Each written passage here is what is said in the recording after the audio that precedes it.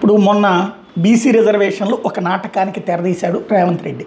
ఎలాగా 42% రిజర్వేషన్ ఎట్టి పరిస్థితుల్లో ప్రపంచంలో ఉన్న ఏ న్యాయస్థానమో అంగీకరించదు. అలాంటప్పుడు 42% ఇస్తే దానికి ఎట్లాగూ గవర్నర్ బిల్లు పంపించడు, రాష్ట్రపతి దాన్ని ఆమోదించరు. కాబట్టి అదిగో వాళ్ళు ఆమోదించట్లేదంటే ఇదిగో చూసారా బీజేపీనే ఆపింది అన్నటువంటి ప్రచారం చేయాలి.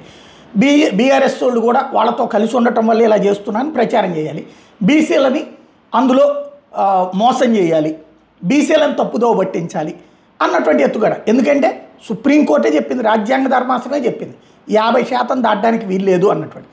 కాకపోతే తమిళనాడులో ఈశాన్య రాష్ట్రాలను ఒక వంక చూపెట్టి వీళ్ళు కావాలని చేసే ప్రచారం. దానికి తోడు కొంతమంది మేధావుల ముసుగులో ఉన్నటువంటి వాళ్ళు కూడా తప్పేంటి ఇదే తప్పేంటి అంటూ ఇప్పుడు రేవంత్ పెయిడ్ టీం అనాలా, రేవంత్ కోసం పనిచేస్తున్నారు, లేకపోతే రేవంత్ మీద ప్రేమతో తప్పుని ఒప్పని సమర్థిస్తున్నారో తెలియదు, చేసుకొచ్చారు. అయిపోయింది. సీన్ కట్ చేస్తే అదేమైంది, చివరికి పక్కకి వెళ్ళిపోయింది. సుప్రీంకోర్టు కొట్టి అవతల పడేసింది. హైకోర్టు తేల్చి చెప్పేసింది 50% దాటడానికి వీల్లేదని, ఎన్నికలు పెట్టుకో అని చెప్పేసింది. ఎన్నికల సంఘం మళ్ళీ గడువు అడిగింది. అంటే ఎన్నికలు పెట్టకుండా చూడటం అన్నటువంటి ఉద్దేశమే రేవంత్ది. ఎందుకు, స్థానిక ఎన్నికల్లో దెబ్బతింటామన్నది తెలుసు. ఇప్పుడు మరి ఎందుకు లేవనెత్తాడు? జూబ్లీ హిల్స్లో బీసీలు ఎక్కువ ఉన్నారు, ముస్లింల తర్వాత ముస్లింల ఓట్లు కొల్లగొట్టచ్చు, ఎట్లాగో ఓవైసీ ఉన్నాడు కాబట్టి బీసీల్లో ఒక సెంటిమెంట్ రాజేయాలన్నటువంటి ఎత్తుగడ వేసుకొచ్చాడు. అందుకనే అజారుద్దీన్ పక్కన పెట్టి యాదవ్కి ఇచ్చాడు. ఇప్పుడు మళ్ళీ ఇంకొక కథ నడపడానికి బిగిన్ చేశాడు.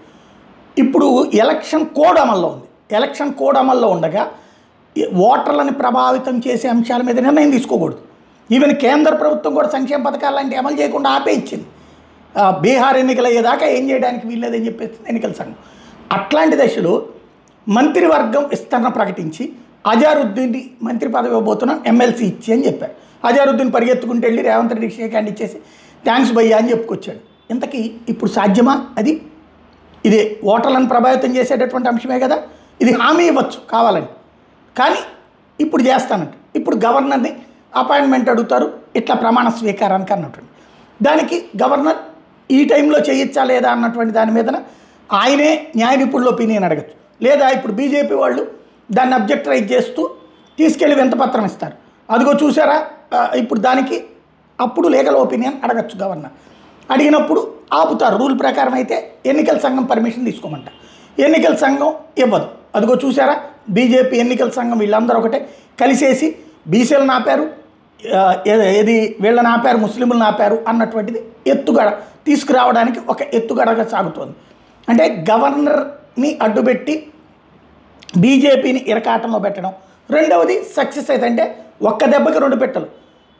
అడ్డుపడకపోతే గవర్నరు బీజేపీ ప్రమాణ స్వీకారం చేయడం ద్వారా మైనార్టీ ఓట్లను ప్రభావితం చేయడం, అడ్డుపడితే అదిగో వాళ్ళ వలన చెడగొడుతున్నారు అన్నటువంటి పేరుతో ప్రభావితం చేయడం.